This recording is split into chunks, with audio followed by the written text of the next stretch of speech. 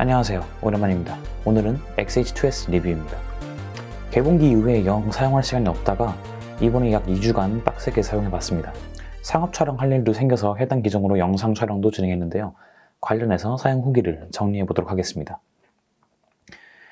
본격적인 리뷰에 앞서서 사용자 세그먼트를 좀 분류해볼게요. 입문자건, 숙련자건, 자기만족, 그러니까 취미를 위해서 카메라를 사용하는 사람들을 아마추어라고 해볼게요. 그리고 아마추어인데 간간히 프로젝트성 상업 촬영을 하는 사람들, 촬영으로 돈을 버는 사람들, 그러니까 자기만족이 아니라 클라이언트를 만족시켜야 되는 그런 분들을 세미프로라고 한번 얘기를 해보고요. 본격적으로 영상 사진 촬영을 업으로 삼아서 돈을 버시는 분들을 프로라고 정의를 대충 한번 해보자고요. 저는 자기만족으로 사진을 촬영하고 영상을 남기는 용도로 사용하지만 가끔 1년에 한 6번 정도 클라이언트가 있는 프로젝트를 하면서 돈을 벌기도 합니다. 뮤직비디오나 백화점 매장에 걸리는 영상들, 저희 대학교 프로젝트나 이런 프로모션 영상 같은 거 말이죠. 그러니까 저 기준으로는 저는 아마 세미프로, 아마추어와 세미프로 그 사이 어딘가? 라고 할 수 있을 것 같습니다.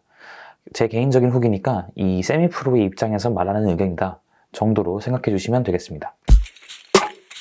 자, 우선 성능입니다. 2022년에 발매된 5세대 센서와 프로세서를 탑재한 첫 번째 제품이었죠. 프로세서는 더 빨라지고 전력 소모도 적게 돼서 같은 배터리를 탑재한 X-T4보다도 배터리가 오래 가는 게 조금 느껴집니다.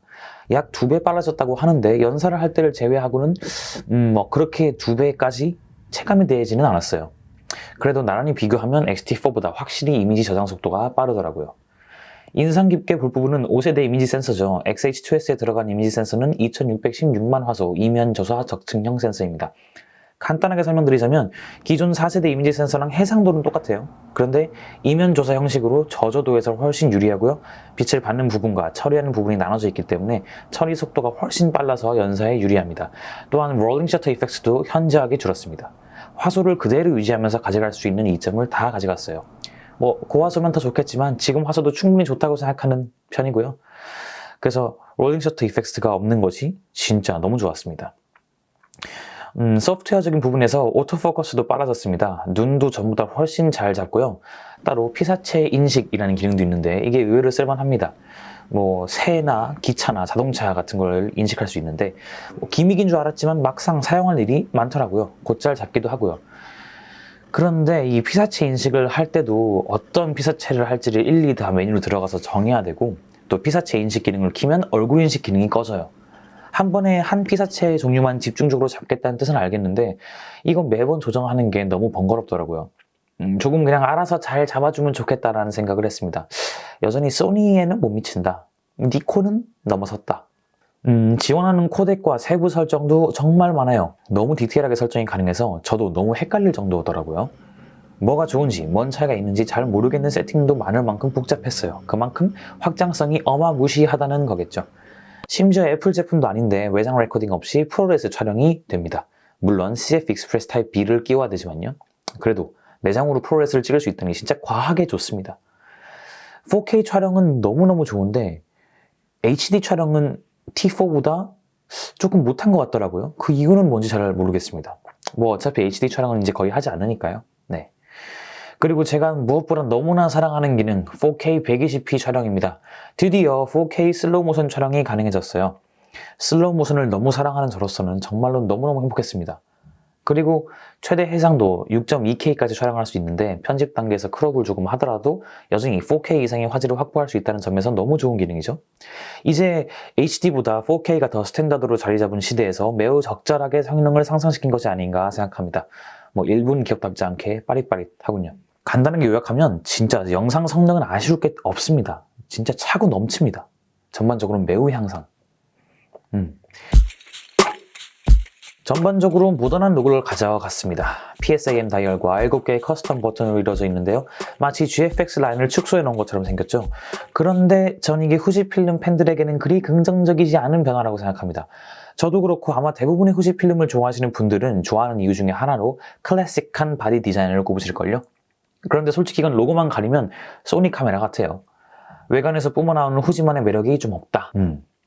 전 예쁜 카메라를 쓰고 싶거든요. 근데 제 눈에는 객관적으로 못생겼습니다. 물론 성능이 너무 좋아서 예뻐 보입니다. 네. 디자인 변화하고 뗄 수 없는 또 다른 부분은 바로 조작 버튼이죠. 기존의 셔터 스피드, ISO, 조리개 링이 다 노출되어 있던 가령 XT4나 XT5 같은 디자인에 비해서 PSAM 다이얼과 커스텀 다이얼이 조작이 더 편해졌냐? 이거는 솔직히 단정 짓기는 조금 어렵습니다. 상황 따라, 사람 따라 다른 것 같아요. 저는 XT4를 사용하면서 한 번도 불편하다고 느낀 적이 없어요. 기존의 캐논을 쓰다가 넘어왔을 때 조금 적응을 하고 나니까 쓸만하더라고요. 그런데 지금 저는 2년 동안 XT4를 쓰다가 이제 겨우 몇 주 동안 XH2S를 써봤으니까 저한테는 당연히 지금은 불편한 상황이겠죠. 근데 또 적응해서 쓰는 분들을 보면 이거 나름대로 편하다 이렇게 얘기를 하십니다. 결국에 이거는 뭐 개선됐다기보다는 변경되었다? 기존의 후지필름 조작 다이얼과는 확실히 다르고 캐논, 니콘, 소니의 조작과 비슷하다라고 보시면 될 것 같습니다. 확장성, 또 한 번 프로페셔널 카메라의 면모를 보여줍니다. USB Type-C 케이블을 고정할 수 있는 포트가 있죠. 또 full size HDMI 포트가 있습니다. 스튜디오 촬영처럼 바로바로 결과물을 화면에 띄우기 위해서는 아주 좋은 기능이죠. 다시 말하자면 아마추어 소비자에게는 전혀 어필하지 못하는 기능이기도 합니다. SD카드와 CF Express Type-B 카드 이렇게 두 개의 슬롯이 있죠. 읽기 쓰기 속도가 SD카드보다 현저하게 빠릅니다. CF Express 카드는. 그런데 SD카드에 비교할 수 없을 정도로 비싸고요. 대부분의 컴퓨터에는 지원하는 단자가 없기 때문에 추가로 CF Express 카드 리더기를 사야 되죠. 이미 SD카드가 많거나 굳이 저 정도로 저장 속도를 필요로 하지 않는 소비자들은 오히려 SD카드 두 개 있는 T5가 더 좋을 수도 있습니다. 점점 더 단단해지고 견고해지고 있습니다. T4도 몇 군데를 제외하고는 전반적으로 마감이 훌륭했는데요. 이 친구는 신뢰감을 주는 정도의 단단함과 묵직함을 역시 가지고 있습니다. 후지필름 카메라 중에서는 그립이 압도적으로 좋은 카메라라고 할 수 있습니다. 전용 새로운 그립도 훨씬 좋아졌습니다. 만족입니다. 다만 조금 이제 꼬투리를 잡자면 이 추가 액세서리 단자가 조금 못생기게 있다는 생각이 들었어요. 후면에 부착하는 쿨링팬을 위한 나사 구멍과 단자가 있는데 내가 화면을 열 때마다 나 쿨링팬 안 샀지, 쿨링팬 안 끼웠지 이거를 계속 생각하게 만들어요. 구멍이 너무 못생기게 뚫려 있어가지고 그 부분이 조금 거슬리더라고요. 뭐 애플 같은 회사라면 마감은 완성도 있게 하고 뭐 추가적인 액세서리는 자석으로 붙인다든지 뭐 이런 식으로 했을 것 같은데 그게 조금 아쉽습니다. 결론을 빠르게 내려보죠. 성능과 기능이 전반적으로 엄청난 전문가에게 맞춰져 있다는 것을 알겠죠. 성능을 중요하게 생각하신다면 특히 영상 쪽에서 정말 더할 나위 없는 카메라입니다.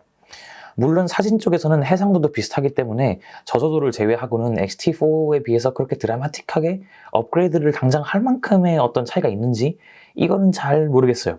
하지만 영상 쪽에서는 압도적입니다. 소니 풀프레임 카메라 α7 마크4 못지않게 좋은 괴물 같은 카메라입니다. 그런데 가격도 α7 마크4입니다. 여기서 큰 문제가 있죠. 성능이 괴물 같은데 가격이 착하다면 저 같은 세미프로 분들이 성능 욕심 좀 나는데 상대적으로 가격이 저렴하네 하면서 좀 살만할 것 같거든요. 그런데 이제 가격이 풀프레임을 넘어서다 보니까 가성비로 어필하기는 어렵죠. 후지필름이 싼 카메라는 아니지만 그래도 렌즈의 성능을 고려하면 가격 대비 품질이 굉장히 좋은 카메라라고 생각하거든요. 그런 측면에서 나름 가격 경쟁력이 있는 카메라라고 생각하고요. 그런데 이 XH2S 제품은 가격 경쟁력이 사라진 카메라가 아닌가 생각합니다.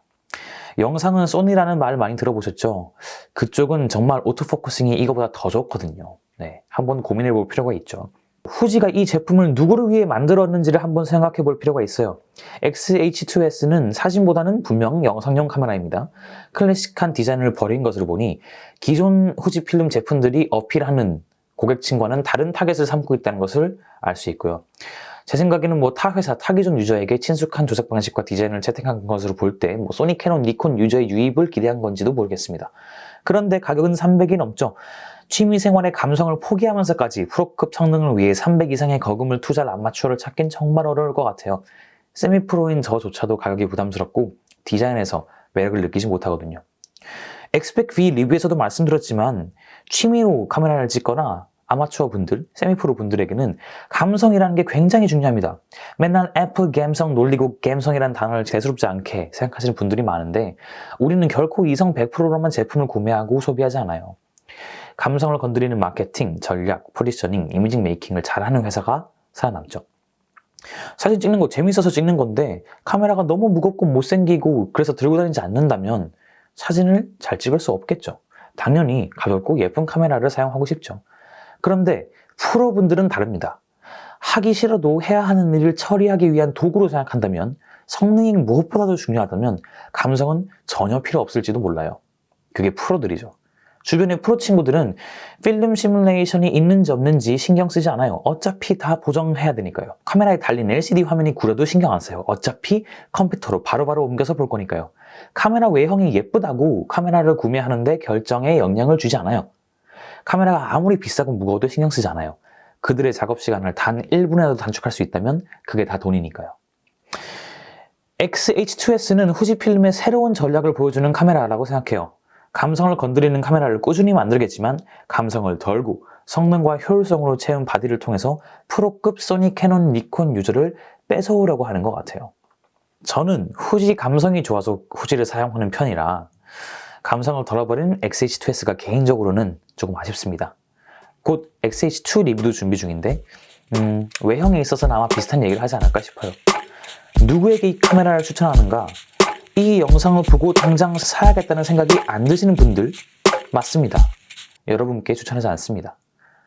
아마추어랑 세미프로를 위한 카메라가 아니에요. 프로를 위한 카메라죠.